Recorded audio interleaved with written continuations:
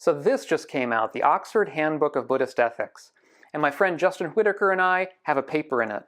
I'm going to discuss that paper a little bit, and at the very end I'll tell you why you shouldn't buy this book. Coming right up. So I'm Doug Smith. I'm study director at the Secular Buddhist Association. That's secularbuddhism.org. If you're new to the channel and interested in living a wiser and a kinder and a less stress-filled life, consider subscribing to the channel. So this is the Oxford Handbook of Buddhist Ethics. It's quite a tome, and there's a lot of really good papers in it. And Justin Whitaker and I, my good friend Justin Whitaker, who I've written papers with before, we have one of the chapters in this book, and we were really thrilled to have the opportunity to write it and get it published. And so what's it about?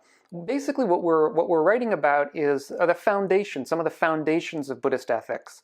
Basically, if you want to live a wiser and a kinder and a less stress-filled life, these ethical ideas are some of the sort of the footstones, the stones underneath what you have to be doing, trying to at least practice them as best you can.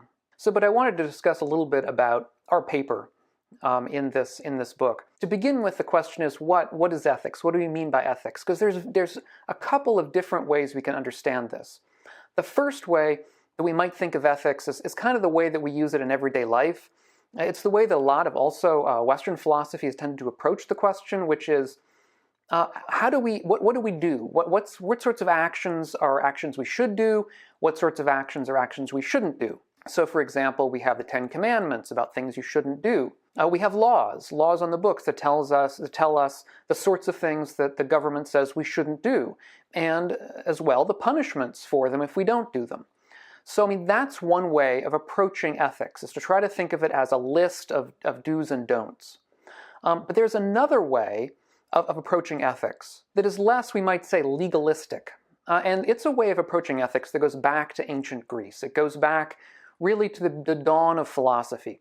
If we think about the dawn of philosophy, these great thinkers in ancient Greece and, in fact, in ancient India, what were their ideas about ethics? Now, ethics is, let's be clear, that the word ethics is a Western term, and so the concept around ethics that I'm going to be talking about is a Western concept, but it fits very closely onto a lot of things that we find, for example, in early Buddhism.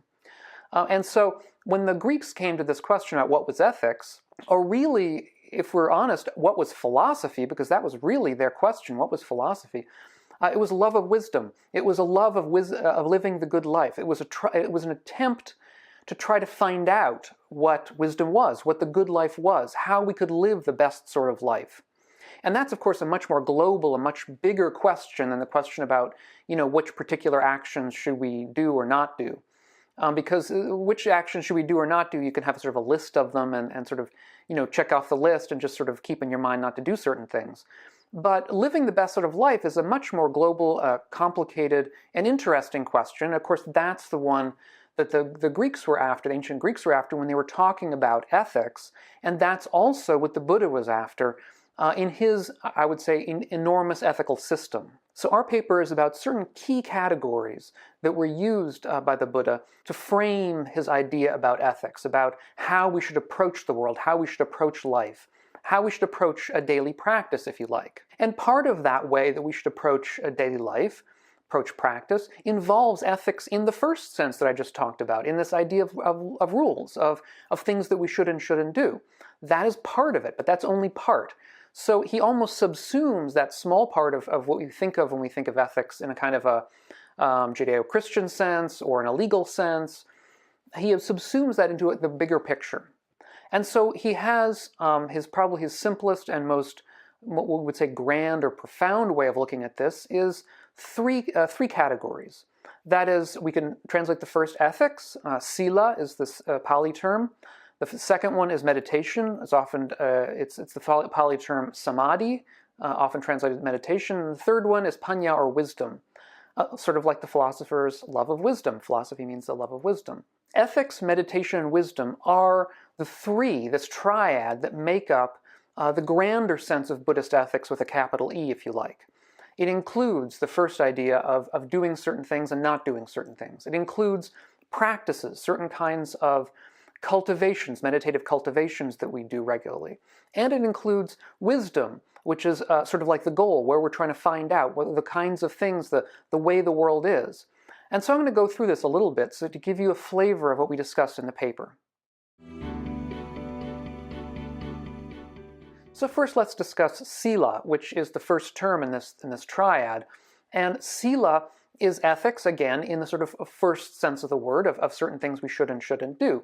Many of us will be familiar with the 5 precepts, which is how lay people are supposed to approach this. I have a video about the 5 precepts that I'll put up here on the screen if you're interested in learning more about it. Basically, you shouldn't kill, you shouldn't steal, you shouldn't tell lies, you shouldn't commit sexual misconduct, and you shouldn't abuse alcoholic beverages or things that are going to get you drunk or are going to make your mind not behave the way it's supposed to. In a certain sense, that's a really easy kind of pocket understanding of ethics. Certain very simple, easy to understand kinds of things. He also, though, has more lengthy lists as well, so we shouldn't think it's only about that. There's a longer list for lay people, actually, on what's called Uposatha days, or certain kinds of celebration days. And on those days, lay people, or at least very devout lay people, are supposed to keep a group of more strict ethical norms. The first one of those is that they're not supposed to have sex at all during those days. The other 4 of the ones we just talked about also hold, and then there's 3 more. So you're not supposed to eat meals after noon, and that is models the way monastics behave. They only eat their meals before noon.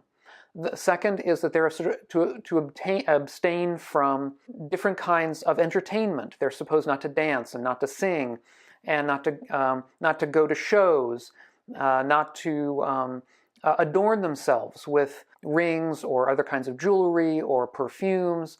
They're supposed to sort of behave in a modest way, and they're also not supposed to sleep in high beds. Now, I guess sleeping in high beds probably was something that at the time was reserved for wealthy and showy people, and so as a result, you hear this a lot in early Buddhism, that when you're trying to behave in a modest fashion, you're supposed to not sleep in high beds. And so this is the larger group of ethical strictures you're supposed to keep on certain days if you're a layperson. And then, of course, if you're a monastic, there's the whole long list of hundreds, I don't remember exactly how many, but several hundred rules called the Patimokkha, which is the monastic rules that the monks are supposed to live by. Of course, they include the ones we've just talked about in this longer list. Obviously, they're not supposed to have sex. They're also not supposed to go to these kinds of entertainments we just talked about. They're not supposed to wear jewelry and so on. But they're also not supposed to handle money. That is one way that the Buddha thought that if you were keeping yourself very, very ethically strict, we can question, we can quibble over whether this is an issue of ethics or an issue of rules. That's a sort of a separate issue, or well, it's a sort of a related issue. But we'll get to a bit of that in a minute. But in any event, he saw that handling money could be a problem. So for monastics, not handling money was part of their training. Now, the second part, of course, is meditation, samadhi. I've discussed meditation on this channel many, many times. There's so much to be said about it. I won't go into it all here. I'll put up a link to a video here, or actually a bunch of videos about mindfulness meditation, but there's other kinds as well, such as concentration meditation. A lot to be said about that. But what I want to get to here, which is, I think, very interesting in the context of ethics, is the way that ethics actually can impact our meditative practice. Because the Buddha says many, many times that ethical behavior is critical to success in meditation. Why? Because if we don't behave ethically, in a sort of a global sense, we're likely to have regrets. And so this lack of regret is what we gain, or part of what we gain, by acting ethically. But once we understand that that's the reason for ethics, I mean, at least that's part of the reason for behaving ethically within the Buddha's system, is to avoid regret and be able to meditate better, we can understand that, in fact, there's going to be quite a bit more to our ethical, or to the way we should behave correctly as well, more than just those lists I've just talked about. And in fact, in a number of places, the Buddha talks about the ways that lay people in particular should behave. They should behave prudently with their money, for example. The Buddha says, very interestingly, that we should know how much we gain every month. We shouldn't spend more than we gain every month. And we shouldn't also spend less. In other words, we should gauge our expenditures to our income so that we aren't extravagant and become regretful for that reason, but we also aren't stingy and also become regretful for that reason, because we can think of people being stingy, not wanting to spend, and feeling regretful at the end of life perhaps because of that. So there are different ways that we can be regretful here. He also says that we should be diligent in our work, we should work hard, we should attempt to gain good friends, friends who are good in the sense of being virtuous and helpful to us, and we should work to protect the wealth that we have gained. And here he's talking, of course, obviously just to lay people, but these are ways that lay people can live lives with as few regrets as possible given the circumstance. And now we can see a way in which the same kind of advice to a monastic would be, avoid wealth altogether, avoid money altogether. Just don't worry about that. Live a life of where your life depends on the generosity of other people. And of course, in ancient India, that was the sort of thing that was culturally understood to be correct, because other people had done it for probably thousands of years. So the Buddhist Sangha was not doing something original, but it simply allowed them to live lives without the need for money. And this is another way that monastics could avoid certain kinds of regret. And then, of course, once we're in meditation, we understand that meditation, the second of this triad, then helps us to gain wisdom. Meditating on our own experiences, on the character of our experience, on the character of the world as revealed to us through our own experiences, allows us to gain wisdom about the appropriate ways to act in the world. In particular, it allows us to understand that all things change, that all things in experience are always changing. It allows us to understand that life is not perfect, that life is problematic in various ways, that there is pain with all things, that even good things will pass. And that is another thing that we can gain an understanding of directly in meditation. And the third thing, of course, is that nothing that we experience in meditation is ourself, is who we actually are in some sort of permanent sense. All we see is this kind of passing show, and we take things in that passing show to be ourselves for a while, or ideas about those things, but then that passes too, and the passing of those things also tends to cause us pain in certain ways. So that, in a nutshell, is kind of the overarching structure of early Buddhist ethics, at least in its beginnings. I haven't gone fully along the path here, although in the paper we talk about the various stages from the beginning to the very end. There are other things that I really wanted to get across in the paper. I was very glad that Justin was also up for this, that we wanted to get something about some of the controversies that are going around in contemporary academic studies of this material. In particular, there's one very interesting controversy that Richard Gombrich has brought up, where Richard Gombrich claims that in the early texts, in the early suttas, the Buddha may have believed that we could gain liberation, complete liberation from suffering, awakening or nibbana, if you like, simply by pursuing what's called the Brahmaviharas, or metta, loving kindness, compassion, sympathetic joy, those kinds of practices.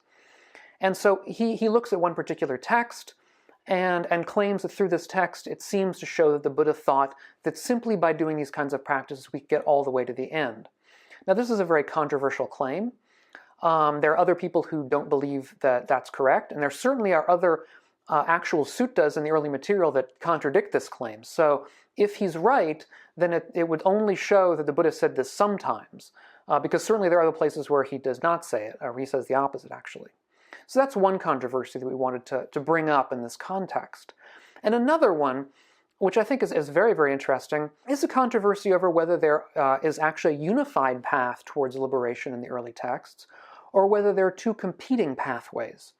And one of the claims is that there actually are two competing pathways in the early texts. One pathway through meditation, and one pathway through insight. at least some people believe that the earliest text where the Buddha describes his experience of awakening, he was simply talking about a kind of meditation process, a kind of deep samadhi, deep concentration, that alone allowed him to reach awakening in a kind of a non-cognitive way. So it was simply a kind of a non-cognitive state of awareness that he really did not necessarily describe. And that later on, another group of people, presumably, then fit onto this notion a whole bunch of sort of ideas about the way awakening was, but that may have actually postdated the Buddha's lifetime. Now, this is controversial. This is one of these controversial claims. It's controversial in the sense, well, that's obviously you have to say that a lot of the texts of the early material are actually after the Buddha's lifetime. I mean, like a lot of them, like more than half probably, which again is possible. It's also controversial in the simple sense that there are many scholars who don't agree with it, such as Rupert Gethin, such as Analio, Bhikkhu Analio, and others. So, but that's another one that we wanted to sort of touch on. And I may do a future video about it where I go into more detail, but that's just to give you a short understanding of that controversy as well. Also, there are a number of really wonderful other essays in this book, in this volume. All of them are really good. I'm sure I haven't read them all, so I can't speak to my own personal experience with them, but they certainly all look good. There's essays about ethics in different Buddhist traditions, because different Buddhist traditions have different ideas about ethics. Even though they have something of a common core, later traditions really do have innovations and their own kinds of ideas. There also are comparisons between Buddhist ethics and Western ethics, which I think is a very fruitful and interesting area of study.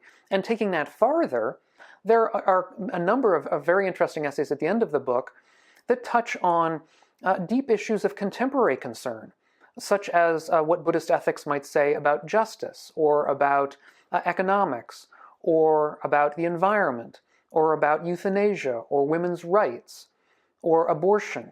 These kinds of topics which tend to dominate contemporary ethical discussions because they're issues of concern and conflict nowadays, but some of them where either it's not entirely clear how Buddhist ethics might talk about them, or at least it needs unpacking. And in some cases, especially with the early material, the stuff is so removed from our day-to-day life today that we have to do a lot of work to try to figure out what the kinds of ethical lessons might be, if there are any. So, given how good this book is, why on earth would I say not to buy it? Well, I'll put a link down below. It's an affiliate link, so if you end up buying it, I'll get some tiny percentage, literally probably less than 1%, but it won't cost you any more, don't worry.